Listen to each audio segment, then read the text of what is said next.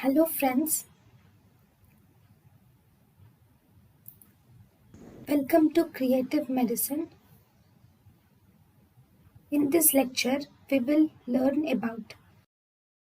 So Brown's tube is actually a small glass tube. It is a small glass tube which contains a red heat sensitive dye. So it contains red heat sensitive dye. So this Brown's tube, with the help of this red heat sensitive dye, this changes color. So whenever there is heat, on heating, this dye will change color to green in a definite period of time. Okay, so this is actually the chemical indicator for sterilization. Thank you.